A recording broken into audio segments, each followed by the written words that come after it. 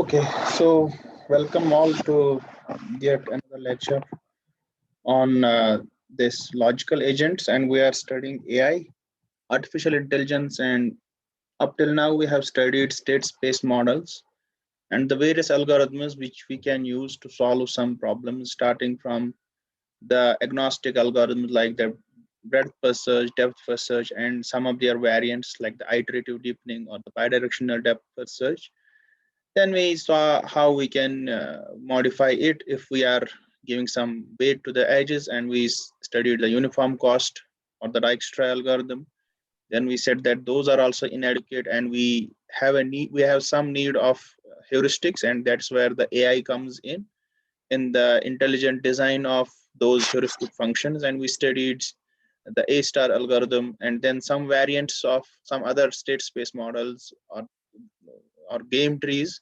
We studied the AI AO star algorithm and or star algorithm, as well as the alpha beta pruning, so on and so forth. Right.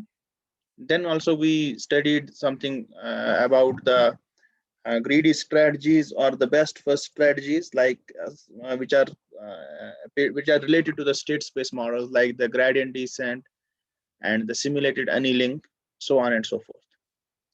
Then we introduced yet another dimension, or we were faced with some problems where the agent we are going to design should have some logical reasoning capabilities.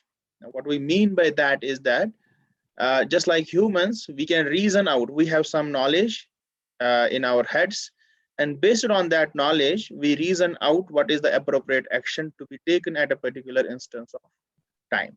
Fine. Now, for that purpose, we basically established that we must have a knowledge bank of facts. Now, those facts will be in the we studied the propositional logic, and there the facts are in the form of declarative sentences which have a truth value of true or false. But that's not the only ways. As we will see in today's lecture, we can go with something called as the first order logic, where we have more than declarative sentences. Now, once we have this knowledge bank, new facts can be added to this knowledge bank, and this knowledge bank can be queried for a suitable action. So whenever our agent is faced with some situation, he must be able to find an answer based on what the information he has in his knowledge base. So that's what we say, the knowledge bank should have the capability that it can be queried for a suitable action. When we say suitable action, that action will be taken based on the knowledge in the knowledge bank or the knowledge base. And then these facts, as I said, in propositional logic, we represent them in the form of prepositions or the sentences, declarative sentences. But we can have some other knowledge. But crux of the matter is that the knowledge bank needs to be constructed in some representation language. Fine. Now, as a general overview of this knowledge agent or this logical agent, we have this KB agent. That means the agent is based upon the knowledge base, and he, at a particular instance of time, he will perceive some input. He will be faced with some situation, and based on that, he can get his action. So he will tell the knowledge bank, okay, I am faced with this percept, and he will pose this percept or this input in a suitable language that is understood by the knowledge bank or by the logical agent, and we will add this information to the knowledge bank. Now, based on this knowledge bank, we can get an action, and then finally that action will again be added to the knowledge bank. Fine. So we saw in propositional logic, this knowledge bank is constructed in the form of declarative sentences which have a truth value of either true or false. Fine. And then we saw maybe I can go back to that presentation. I hope you remember all of these things by now. Okay. Let me share the propositional logic. Yeah, this one. Yeah. Yes. So the prepositional logic, is it visible to you? I hope so. So the prepositional logic is made up of sentences, and a sentence could be an atomic sentence or a complex sentence. So atomic sentence could be a simple true or a false or some preposition. So like rains, it's raining, or it's wet. So which have a truth value of true or false. Fine. So those are the atomic sentences, and then we can construct some complex sentences by a conjugation of these atomic sentences or some other complex sentences. And this construction of complex sentences can be done using these 5 operators. And these operators are this negation, which is a unary operator. It will turn a premise into its opposite. So like if I put this negation in front of a true, it will turn to false. If I put it in front of true, it will turn to true. Fine. Similarly, if I put it in front of some other preposition like it's raining, then if I put a negation in front of it, that will be it's not raining. Fine. Then we have this and, logical and, or more appropriately known as the conjunction here. We have this disjunction, which is equivalent to logical or. We have this implication here, if, which is read as if then, if P then Q. And then we have this bidirectional implication, which is read as if and only if. Fine. And that is how we construct the sentences in our prepositional logic. And all of these sentences will make our knowledge base.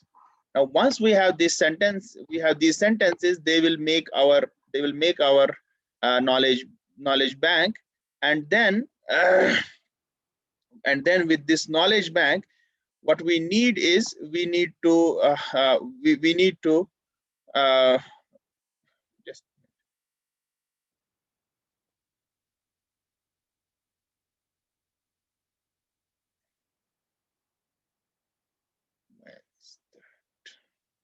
just give me a second. I'm trying to find.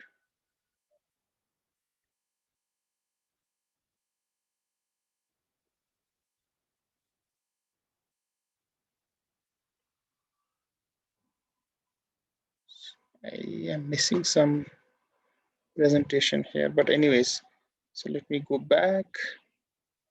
So is this clear up till now? I hope so. And then we saw that this knowledge bank, whatever knowledge bank we have, it will entail some sentences. So we showed it by this. It will entail some new sentence alpha, which what that actually means is that from this knowledge bank we can deduce some other facts which are consistent with this knowledge bank. So as an example, we can say if we have it's raining in our knowledge bank, and we have another rule that if it rain it gets wet, then we can deduce safely the fact that it is getting wet. Fine.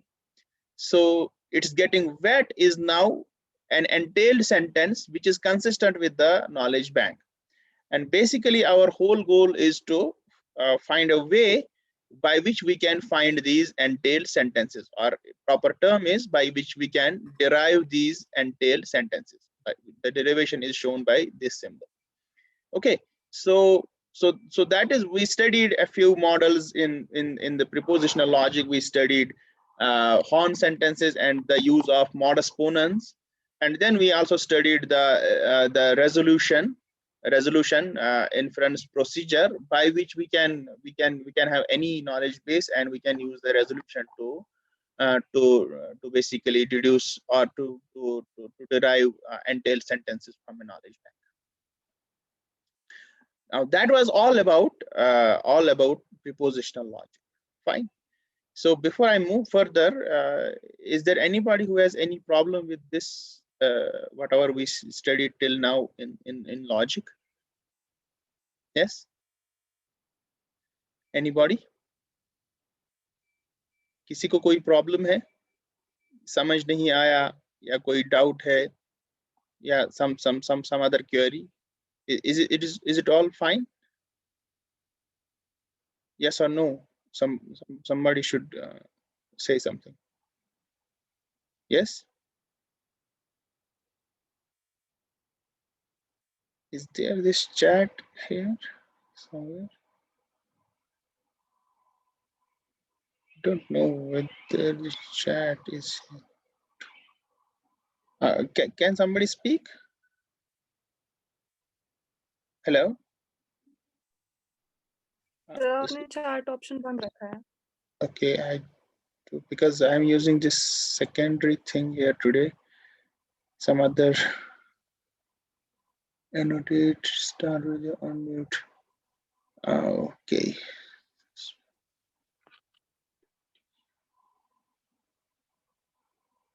Just give me a moment, huh?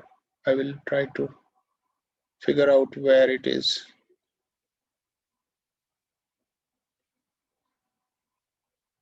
Okay. But anyways, by then somebody can show code snippets.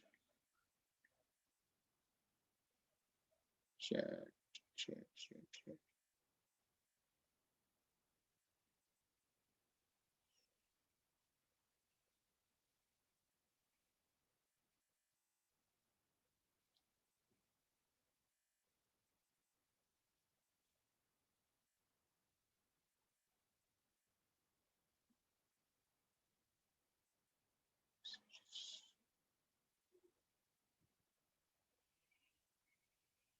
I don't know what it should be here, but anyways, so I will try to fix it in some moment. But till then, if anybody has any problem, he can raise that question. So everybody is fine with what we have studied till now. Before I move on to the next topic, I just want to be sure that we are fine with whatever we did till now. Okay, fine. So just give me a moment.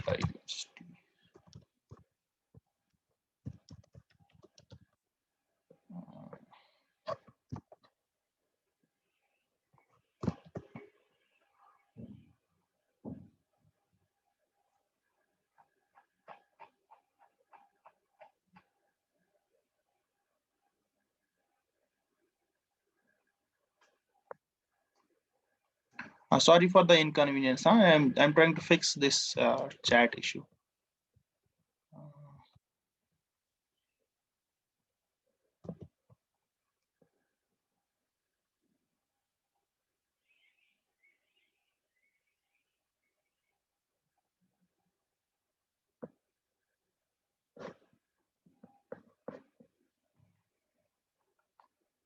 Settings. Meeting.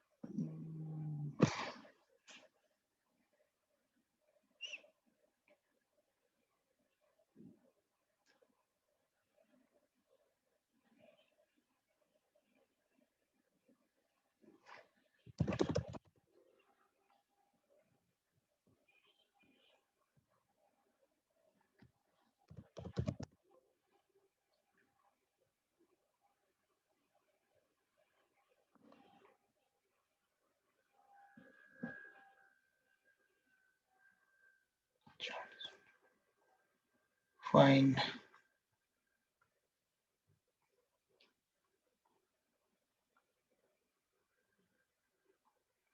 Okay, maybe we might have to rejoin the meeting, but anyways, let's do it for the next time. I enabled the chat, but it will be in the next meeting. Fine. Anyways, so let me go back to the first order logic. Fine. So we studied this first order logic, and now we are going in another logic domain or a logic language, which is called as the first order logic. We studied the prepositional logic, but we are now going to study another. But the question is, why do we have a need to study the preposition to study some other logic family? Is there any weakness of the prepositional logic? Fine. So that's the question. Now let's take this statement. All students take core courses. Fine. So this is a statement. And the question is, how do we write this statement in prepositional logic? So since there is all students, so maybe there is student number one, he takes core course C. Let's say instead of core courses, let us say all students take core course, just one, to make it easier. Huh? So we might write this kind of a statement. So if there are n students in our knowledge bank, so then we can write, and we have a course C, core course C, then this statement, the above statement, will basically be a conjunction of all of these. Fine. So S1 and C. So S1 takes core course, and S2 takes core course, so on and so forth. Fine. Now, similarly, let's take an example from the Wampus world, where this statement that squares adjacent to pits have a breeze, we write it in the form of this: for cell B1, for cell 1, we write this rule that there will be breeze in 1 if and only if there is a pit in its adjacent cells, that is 1 2 and 2 1. If there is a pit in 1 2 or there is a pit in 2 1, the same rule we have to write for cell 2 1. So for cell 2 1, we again, there will be breeze in cell 2 1 if there is a pit in cell 1 1 or 2 2 or 3 1. And you can imagine we have to write the same rule for all the cells. So all the 16 cells, if we have a 4x4 grid, then for all the 16 cells, we have to write the same rule. But look at this statement here. In English, we just wrote this statement in a single line.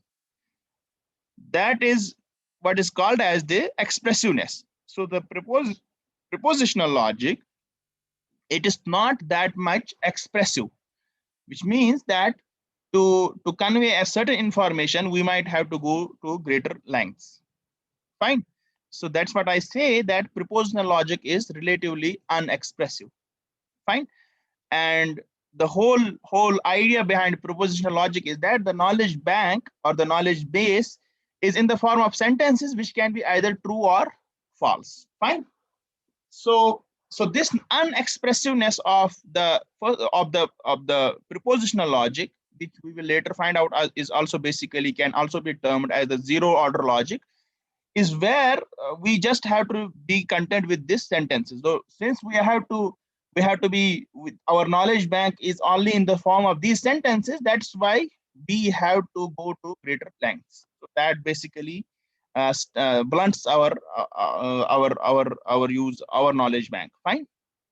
Now for that purpose, we basically introduce another kind of logic, which is called as the first order logic. Fine. Now in first order logic, the modeling is not in the form of sentences only. Fine. So we don't model our world in the form of just sentences which can be either true or false. Fine.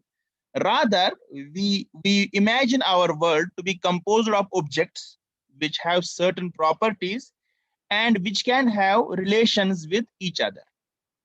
Fine. Just like in your, so an example you can take from your procedural programming and the object-oriented programming. Now in procedural programming, all of your whole code is in the form of basically small subroutines or small functions. Fine. However, in object-oriented programming, so you imagine, you break down this whole problem in the form of objects, and those objects can have properties and functions, or properties and methods. Similarly, in first order logic, we imagine our world to be composed of objects, and those objects have certain properties, and those objects can interact with one another via something called as the relations. Fine. So let's say in the Wampus world, to convey this thing that each cell can have a pit or a Wampus or a gold, so these can be modeled now as properties of an object called as cell. Okay, so we have a cell here. Now it has this property, either it has a pit or it does not have a pit, and this will be evaluated to either true or false. Right. Similarly, a cell can have gold or it does not have gold. A cell has a wampus or it does not have a wampus. Fine. Similarly, a student takes a course. Fine. So now student here is a object and course is another object, and they have a relation takes between them. So we can write this whole statement with the form of these objects and relations, that a student either can take a course, some course, fine, and this whole statement can now be either true or false. Fine. So please clear your head and understand how we model the world basically in first order logic. It's not merely in the form of sentences, rather we have to find out objects and their properties and the relations between them. Fine, we'll give these things names, but as of now, just try to comprehend what basically we are trying to do. Fine. Similarly, the earlier question which we asked, all students take a core course. Fine. So the same thing, all students take some course. Fine. Some course C is taken by, there is some particular course. So when I say course here, it is basically some instance, let's say AI or ML or graphics or something. So all students take some course. This can be now written in first order logic by something called as a quantification. Fine. Now either all students takes or some student takes. Fine. So we can write the same thing as there is takes student X and course C, where X comes from the student domain and C comes from the course domain. But take a look at these things in particular, this for all and for some. Okay, so some and or all, so these are something called as the quantification. So we can quantify now our sentences using variables as well. So we can have variables now. So we can write a single statement, and then we can instantiate this statement by instances of X and instances of C. Fine. So this is quite different from what we did in the propositional logic. Anybody has any question with these till now? Yes, you have to today use the mic. I'm sorry for that. So anybody has any problem? Yes. So if you have any problem, please ask the question. Huh? I can repeat things, but don't keep mum and don't then say that samajh nahi aaya. So if you don't understand, you just raise the query. I will repeat things. That is not a problem anytime. Fine. So this is how we do modeling in first order. So the crux of the matter is that we have to identify the objects and the relationships. Fine. So then the question is, let's formally, so before formally defining the first order logic, this is one example. This is taken from your book.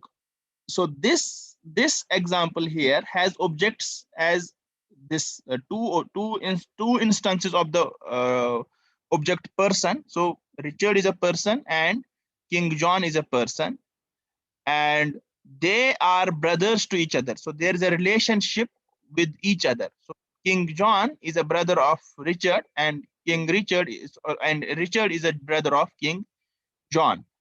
And each object has a property of having a left leg. It has a left leg. It has a left leg. Fine. And there is a crown, another object called as crown, and it can be placed on one person. Fine. And if it's placed on a person, he becomes the king.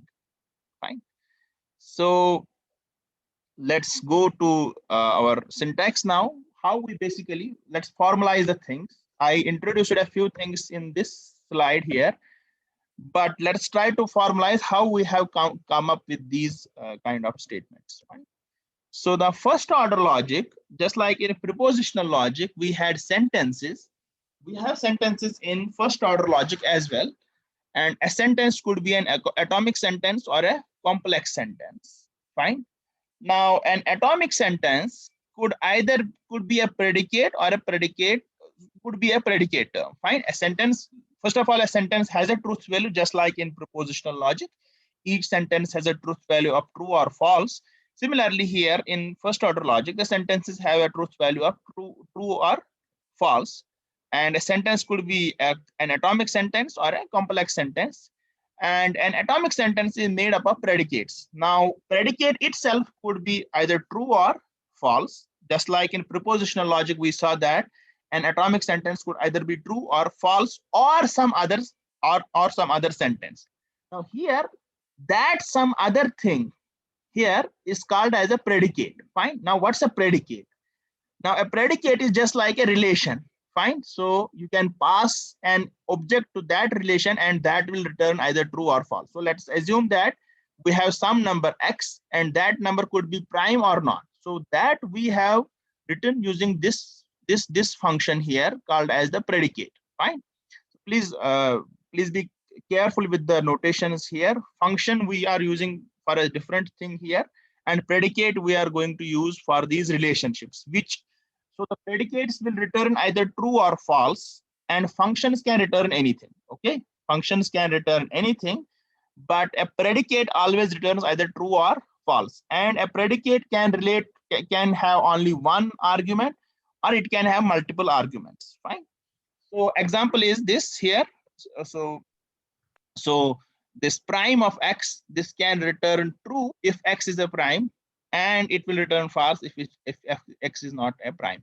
Similarly, if x is a friend of y, then this predicate will return true, otherwise it will return false. Fine. So this follows very clearly. Since a sentence has a truth value of true or false, therefore atomic sentence and complex sentence, which could be a sentence, also have a truth value of true or false.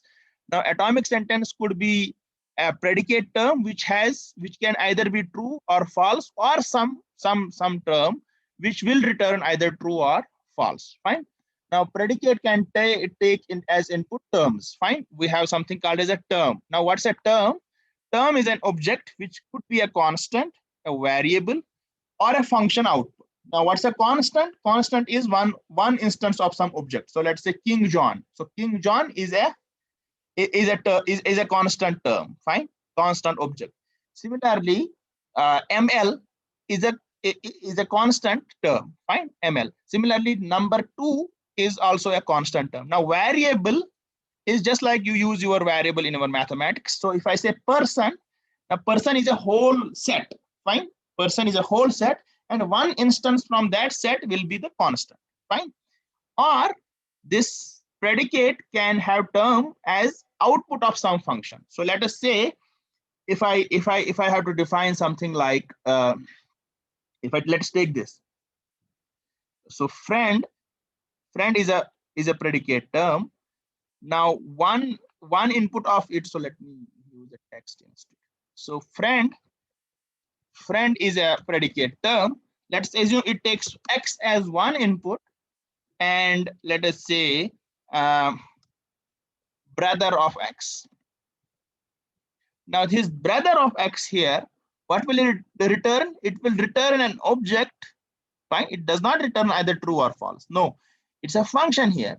So it will return some other object, and then that object plus x, when we have this predicate term friend, that will then return either true or false. Okay. So is this point clear? It might be a bit difficult to comprehend, but just try to then raise a question if you don't understand. I will repeat it. Fine. So predicates. So atomic sentences are made up of predicates. A predicate can be three things. It could either be true or false, which is the constant in the either true or false, or it could be a relationship which will return either true or false. So just like prime or friend or something other. We will see those in the next slides. Or a predicate, and then the predicate can take terms. Fine. Now, how do you define a term? A term could be either a constant or a variable or the function or the output of some function. So as an example, I told you number is a full set. Fine. Natural number is a full set. Now one instance from that set, that will be a constant. Fine. That will be a constant. And if we denote this set with or a subset with some variable x, then x becomes a variable. Fine. And then we have some functions which will return us some objects. Fine.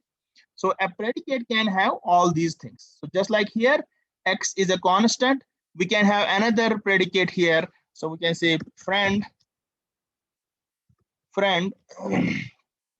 x comma let's say Ray. So we can read this as this predicate term will return true if x is a friend of Rais, and it will return false if x is not a friend of Rais. Fine. So that's what I was saying. So here we now have three things as inputs to this predicate. We can have a variable, we can have a constant here, okay, and then we can have a function output as well. Fine. So I hope this is clear to you. Then once we have atomic sentences, we can also construct complex sentences from these atomic sentences using the operators, and the operators are negation, conjunction, disjunction, and this implication and bidirectional implication. These things these are the same things that we did in our prepositional logic, but the only thing that is added here is something called as a quantifier. And we have two types of quantifiers, either for all and or a there exists. Fine. For all or there exists. And this is whole thing, that is how we construct our sentences in the first order logic. Now before I go further, anybody has any doubt, please ask. Please unmute your mic and please ask. I won't mind it. If I have to repeat from the start, I will start from the beginning again. But please raise your questions. Don't keep mum and then don't say कि समझ नहीं आता है, pass नहीं होते हैं. Please ask questions. Is this clear for everybody? Yes? हाँ या नहीं बोलो ना, कुछ तो बोलो. Yes, sir. So let's take some examples. Fine. So to get ourselves acquainted with this first order logic, it might be a bit overwhelming to study the theory, but let's take some examples and get ourselves comfortable with this first order logic. So as an example first, let's take this thing here, this statement. All students take AI and compiler design. Fine. So AI and compiler design are two courses, and we have this statement that all students take AI and compiler design. Now the first thing to do is we have to identify the objects here. What are the two objects here? We have student, fine. Then we have AI and we have CD. These are three objects. Now AI and CD belong to a class of objects called as the courses, and students is another type of object. Then we have this relationship take, that a student can take some course. Fine. And finally we have this quantification of for all students take, not some but all. Fine. So that's what I am saying here. What are the objects here? Students and AI and compiler design. Fine. What are the predicates? Now predicates are takes first. A student can take a subject, and some X could be a student or he could not be a student. Now you see, if I say some person, now that person could be a student or he could not be a student. Fine. So student of X can be read as X is a student. So this is another predicate we can have. Is this clear? So then we have quantification here for all quantification. So we have two types of quantification we saw in the previous slide. Either there exists or for all. Now for all means every member of this X. Fine. And there exists means at least one from the whole domain. Fine. So now how do we then write this statement in the above statement? We say for all X, student of X. So for all X, if X is a student, then he takes AI and he takes compiler design. Fine. So please be comfortable with this notation. So we said for all x, so all the values of x, fine. If x is a student, fine. If x is a student, because we are saying all students take AI and CD. So if there is any student, he has to take AI and CD. If there is any student, he has to take AI and CD. So then we can pose this as an implication. So for all x, if x is a student, then he takes AI and he takes compiler design. Fine. So I hope this is easy for you people. Fine. So let's go to next example. Now, not all students take ML. Now again, identify the objects. Here objects are student and ML. The predicate is again the student x and the take, and then if it's not all, that means some. Fine. Not all students take ML, and that means some students might take ML. Or in other words, we can take the negation of all students take ML. Fine. So that's how we will construct this one. So let me. So first do this thing for all students take ML, and then we'll take the negation of that. Fine. How do we write all students take ML? So we have for all x, if x is student, then he takes ML. Fine. So try to read this clearly. So for all values of x, so all possible values of x, if x is a student, he has to take ML. Then if x is a student, then x takes ML. Now, what is the original statement we have? Not all students take ML. So we have to take the negation of this thing. So what we will take is the negation. So negation, just simply put negation in front of it and say for all x, if x is a student, he has to take ML, and we have to take the negation of it. Not all students take ML. Fine. That means we can write the same thing as there exists some x. Fine. If not all students take ML, that means some students does not take ML. Fine. So this can be written also as there exists some x, that means that x is a student and he does not take ML.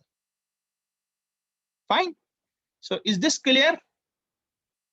Also see the difference between the two. Here there was an implication, but here we don't have an implication, rather we have this conjunction. Fine. Spend some time to understand why we have this conjunction here and why we don't have a implication. Fine. And then finally, basically these two are equivalent. These two are the same. There is an equivalence between these two statements. Now, how do we do that? You basically take this negation inverse, and then you can construct this statement. Take that as a homework and try to construct this statement from this statement. Fine. Clear? Let's take some other example. Only one student takes ML. Now, take a moment and think about this. We don't have all students take ML. We don't have some students take ML. What we have is only one student takes ML. Now, again, we will first try to see student takes ML. Fine. So first solve for some students take ML. That we did already. So there exists some x such that x is a student and x takes ML. Fine. There exists some x for which this statement is true. That is, he is a student and he has to take ML. He takes ML. Now, how do we come up with only one from some students take ML? Fine. Now that we can do by this. Only one means everybody else does not take ML. Is it clear? You see here, let me write it down. So only one, or let me write it down. So only one means all, fine, all minus Fine. All minus 1. Fine. सब को एक को छोड़ के बाकी सब. That's what we have to do. So that's what I'm saying. So only one means everybody else does not take ML. If I have to say only one student takes ML, what do the others do? What do n-1 students do? They don't take ML. Fine. So let's try to write that one first. For all x, that x does not take ML. Fine. So that we can do. Let me close this. So that we can do for nobody takes ML. First, we will solve now for nobody takes ML. So that is very easy. We have done that for all x. Sorry, this should be for all y here. For all y, if y is a student, then he does not take ML. Negation of takes y comma ML. Fine. Now, what do we have to do? Nobody but one does not take ML. That's what we have to do. For all, so for this thing, that only one student takes ML, we have to solve this thing first. Nobody takes ML, but this student, fine, but the above student. So what we do this is, now we have to put an extra condition that these should not contain x. So you see here, so basically this is for all y. This full rule, there should be only one exception to it, that it should not contain x. Fine. So how do we write that?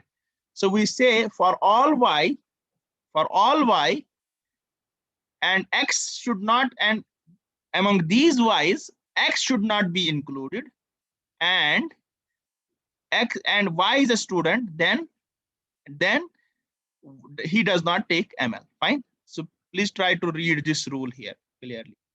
So for all y, such that y is not x. X के लिए हमने पहले ये rule लिखा है. Fine. And y is a student, then that implies that y does not take ML. Fine. Now we have to rewrite the whole thing to reach to this first statement that only one student takes ML, and that is in the form of this thing. So we take basically the and of these two things now. So there exists some student x such that there exists some x, some person x, such that x is a student and he takes ML, and all the other students do not take ML. Fine. So that all the other students do not take ML, that we wrote by this statement, that for all the students y, for all persons y, such that x is not among them and y is a student. Fine. Then that implies y does not take ML. It might be a bit difficult to grasp, but come back later to this lecture and try to understand. Fine. Is this clear for everybody? यहाँ तक कोई problem तो नहीं है? So let's go to now. Let's take some other examples. Take this statement here. The statement says it's a crime for an employee to sell confidential information to a rival. Fine. It's a crime for an employee to sell confidential information to a rival. So how many objects are there? We have an employee. We have confidential information, or we have information which could be confidential. Fine. And then we have rival. A person could be rival, a person could be employee, and a person could be a criminal. Fine. So these are all predicates. So objects are two. There are two objects. An object would be an information, or he could be a person. So only two objects are there. But now there are predicates. A person could be a criminal, he could be an employee, he could be a rival. Fine. And then we have some other relations, that an information could be confidential, and a person can sell confidential information. Fine. A person can sell confidential information to another person. Fine. So if we know now these things, then how do we come up with a statement for this? Fine. So let's see now. What are the predicates here? Employee of X. So X could be an employee. X could be some confidential information. X could be a rival. Now X could sell Y to Z, and X could be a criminal. Fine. So please note the domains here. Here this X has a different domain, and here this X has a different domain. Fine. Now when does X become a criminal? Fine. When does X become a criminal? Now X becomes a criminal if he does something. Now what is that something? If he is an employee and he sells confidential information to a rival. Now that thing I have written here in the form is some complex sentence. And if this complex sentence is satisfied, then we can conclude that X is a criminal. Right? So that is how this whole sentence could be written. For all X, complex sentence implies criminal of X. Is this clear? Okay, let's go further. What is the premise now? What is this complex sentence? Some employee X should sell confidential information Y to a rival Z. Fine. So it's sorry, it should be A here, not N. So how do we write this thing here? So for all X, for all Y, for all Z, X should be an employee. Y should be some confidential information. Z should be a rival, and X should sell Y to Z. If this thing holds, if X is an employee and he sells confidential information Y to a rival Z, then X becomes a criminal. So that is how this statement can be written in first order logic. Is this clear? ये बात समझ में आई सबको? Fine. Let's go to another statement. Charlie, who is a rival, has obtained some confidential information. Fine. Has obtained. So let's first break down this. Charlie is a rival and he has obtained some confidential information. Now what are the predicates? Rival. Charlie is a rival. Fine. So rival is a predicate. We can have another predicate as owns. Somebody might own confidential information. Fine. So that is how we write it. So predicates are owns X comma Y. If X owns some information Y, that will become true. Fine. So that is how now we will write this thing. For there exists some Y. So we see, you see here, we say Charlie, who is a rival, has obtained some confidential information. Not all, rather some. That's why we write there exists Y such that Charlie owns this Y and Y is confidential.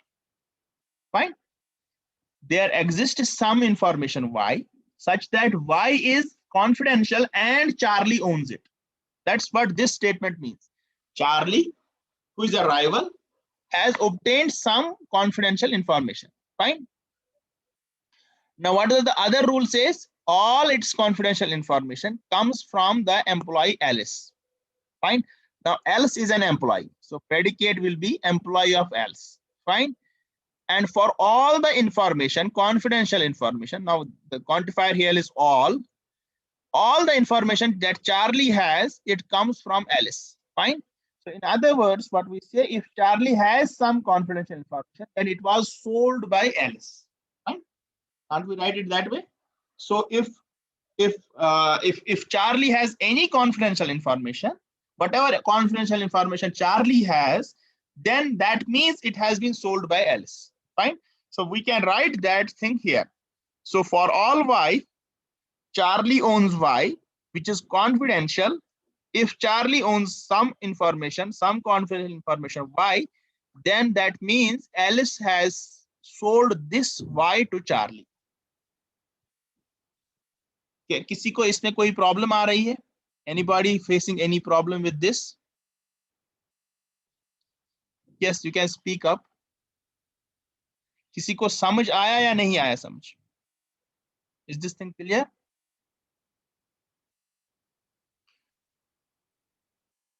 Fine.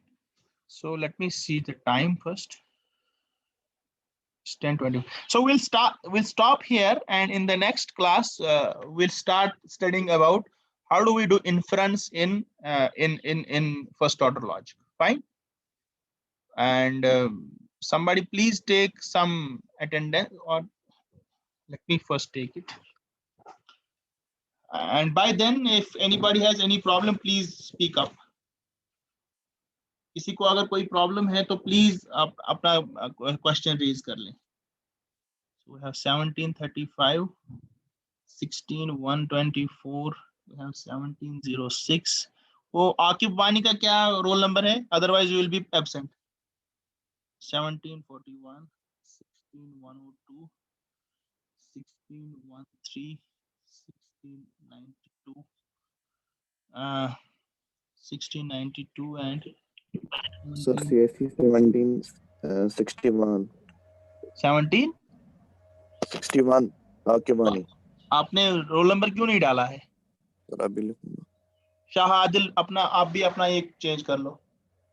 CSC 1790 sir. तो क्या sir issue नहीं हो रहा है, आपने बंद रखा है, नहीं हो रहा है चेंज. एक minute.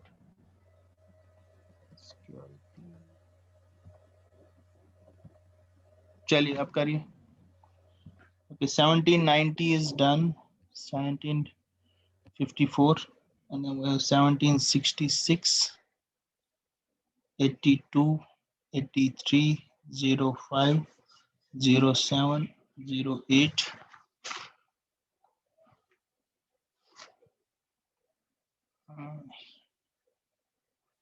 Please don't change now, otherwise ये problem हो जाएगी ना.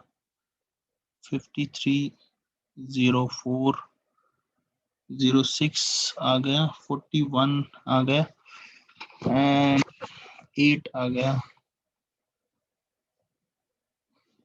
9, 11, 17, 21, 9, 11, 17, 21, 23, 29, 33, 36, 38, 42, 44, 48, 49, 50. Okay, 50, and then we have 51, 53, 61. 51, 53, 61, 65, 67, 71, 72, 74, 75, 76, 77, 78, 79, 81, 81, and then we have 84, 89,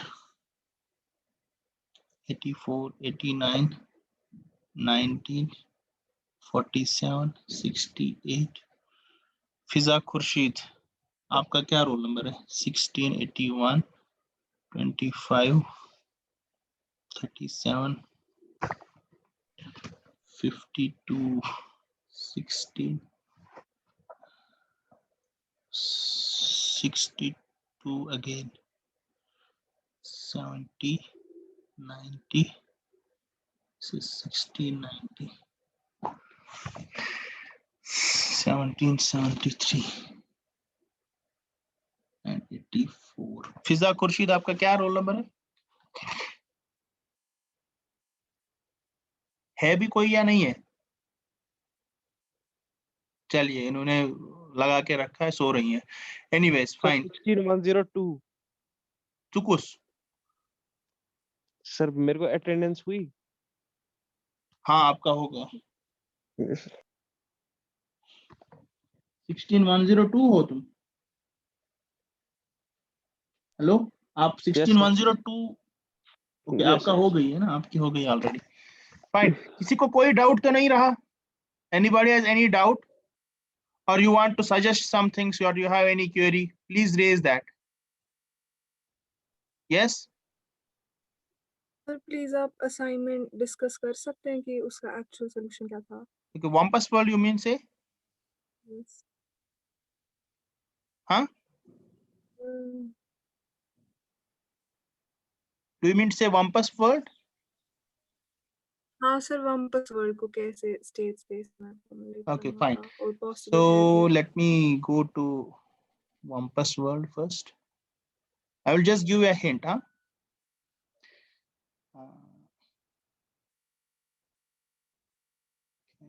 Wampus world का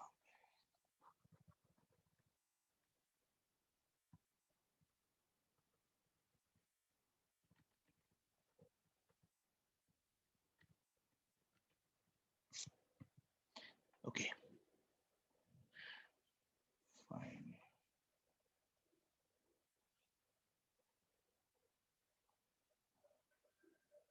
Copy this to this. Paste.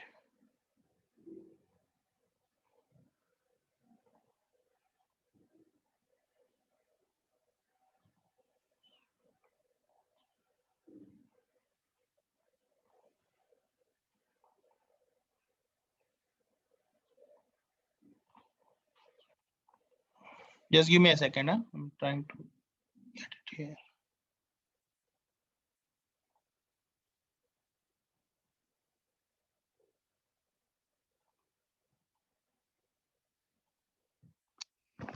Anyways,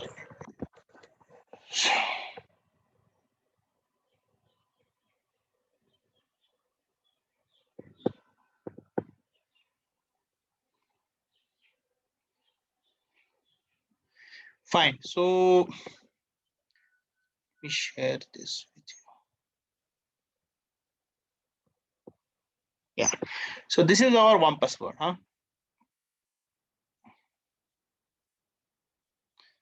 Yeah, this is our Wampus word. Now, what's a Wampus word? It has, let's take this instance, huh? It has 16 cells, and at any point of time,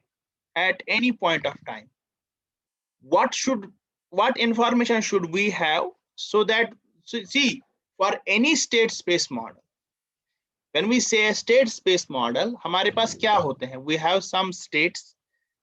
So let me go there. So basically we have some states. ये हमारा कोई state है. Then from this state we can perform some action, and based on that action we can reach some other state. So like I can either go this way, or I can go this way, or I can go this way. So now these things but will be dictated by what steps we have, what operators we have. Fine. But anyways, before that, this state or this state or this state or this state, they should convey us the whole picture at a particular given time. बात समझ में आ रही है? Now go back to our Wampus world.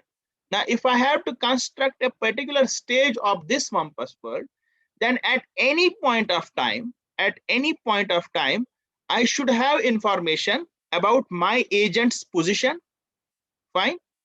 And if any of the other things, they are moving here and there, then I should have information about them. But if they are permanent, if their position is fixed, then I don't have to basically worry about them, because that will be a domain knowledge, and that I will always have. But now the question is, now this is a partially observable problem, है ना?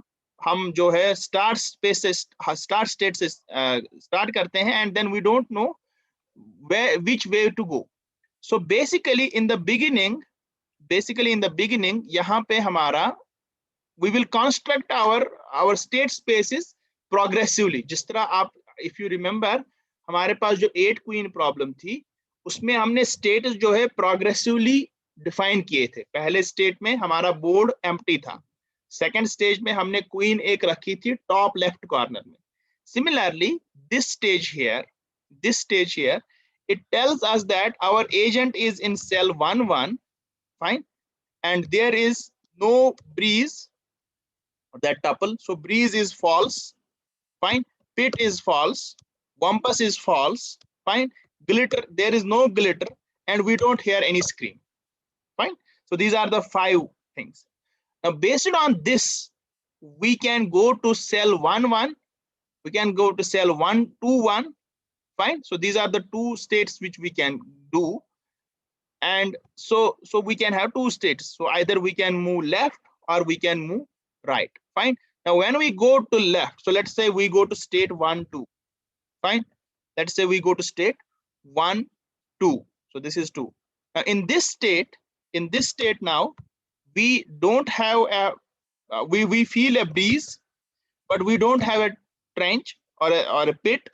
We don't have a wampus. We don't have gold, and we don't hear any scream. बात समझ में आई? Now, and then we might also think about, okay, हम कहाँ से आए थे, or some other knowledge we might incorporate in this state. Fine. Similarly, if we decide to move to state 2, 1, fine. If we decide to move to state 2, 1, then also we will see here, okay, 2, 1 में हमारा stench है, so that means first is false, the second one is true, the others are false, false, and false. Fine. Now, based on that, now we can take different actions. Fine. Now here, अगर हम state इस वाले statement थे, now from here I can go back to 1, 1, or I can go to right, or I can go up. यही 3 steps में ले सकता हूँ. Fine. Now some of those steps will not be allowed. So like this here, अगर हमारे पास यहाँ पे ये कह रहा है कि मुझे breeze आ रही है 1, 2 में, now then he will be cautious about whether he has to take a step to this cell or this cell. Fine. लेकिन इसको he already knows that 1, 1 is safe. So based on that, he can do some calculations. बात समझ में आई? So that is one formulation how you can represent your states. Does this make any sense? See, there is no single answer to this question. Fine. You might come up with some intelligent formulation. जो मैंने बताया है, इससे अच्छी formulation maybe you can come up with that. But the only thing you have to remember in state space is that at any state basically conveys to us the information about the world which we are modeling at any point of time. बात समझ में आई? तो उस state से हमें ये सारी information मिल जानी चाहिए. That is the whole crux of the thing. Fine. जिस तरह हम आपको, if you remember that day, I had given you the problem of this 3 glasses. Sorry, we had this problem of 3 jugs, 8-liter jug, and then we have a 5-liter jug, and we have a 3-liter jug. So if you remember, at any point of time, we can have, how do we represent this as a state space? That basically is at any point of time, these 3 jugs will have some quantity of water. Fine. बात समझ में आई ना? So our state will be basically, our state could be here. It could be a tuple, like it could be. So how many liters are in the 8 liter? So X, Y, Z.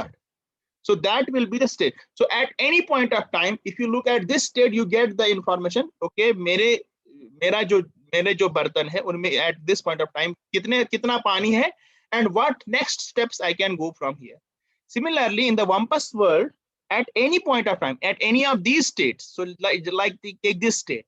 Now I know that my agent is in 1, 2, and he is observing some breeze. Fine. And so now based on that, I can take some different step. I can call an operator and I can move to a different state. Clear? फिर अभी है possible इसको ऐसे solve करना state space से, या हमें logic जरूरी चाहिए होता है? Formulation तो ठीक है, but is it possible to solve it this way? There is a possibility, yes. So you have to be a little ingenious. Fine. So you have to be a little bit intelligent, but it can be solved. Yes.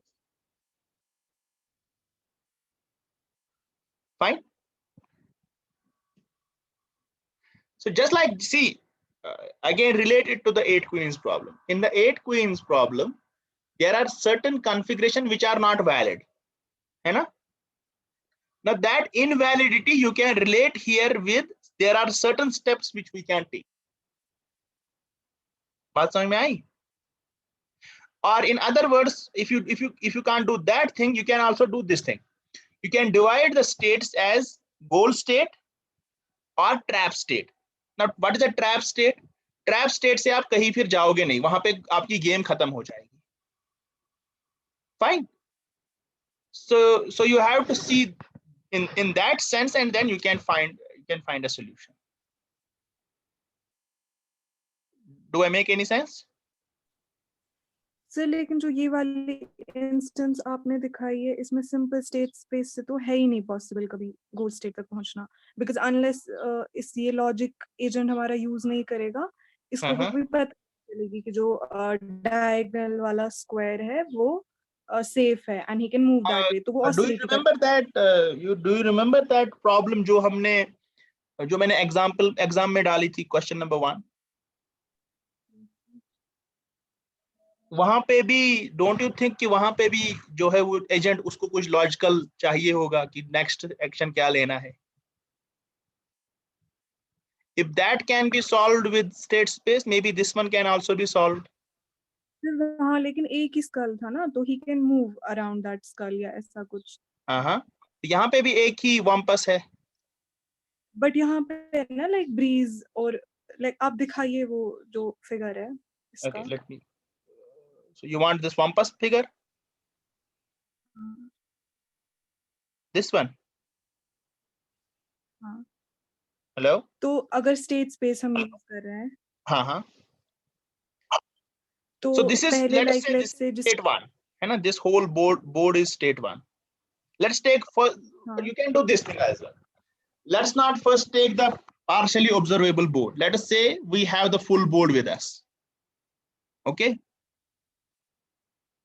Let's assume that the whole board configuration is known to us. We know where the wampus is. We know where the pit is. If we know those things, then these stench, breeze, we don't need them, huh? Fine.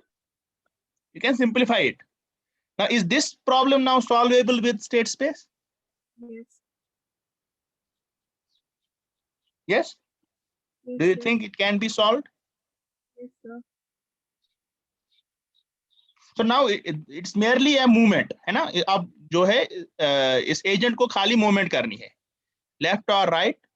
So from this state he has two options. He can move to this state or this state. Fine. From this state he has three options. He can go back, he can move up, or he can move to the right.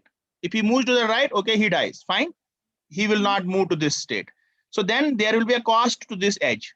If he moves from this point to this point, put a cost on this edge. Similarly for a normal, so we have that thing here. If I can show it to you. We have that cost kind of analysis as a sensors, okay, environment. Yeah. So for each action he takes, he gets a penalty of -1, है ना? उसको एक -1 penalty मिलती है. So when he takes a step from this configuration to a configuration where he is placed at 1, 2, put a cost of 1 there. Right?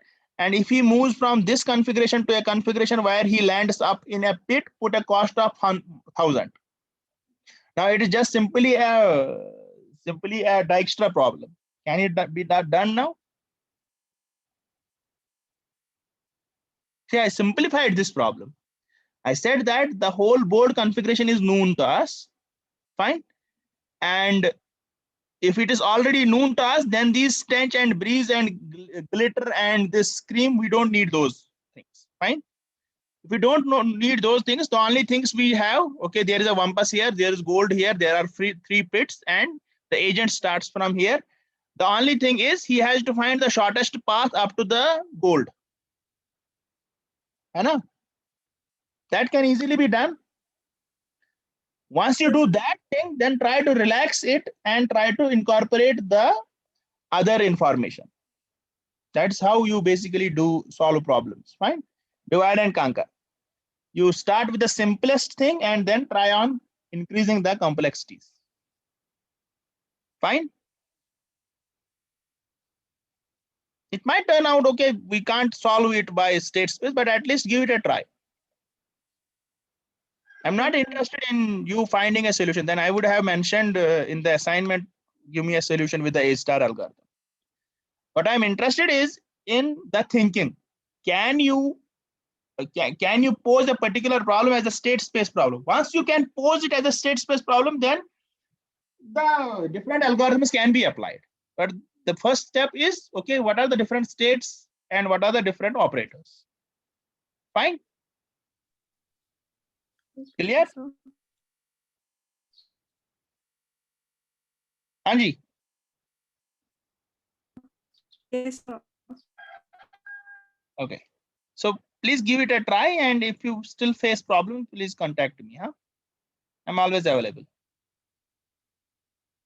With those words, I will close today's session and have a nice day.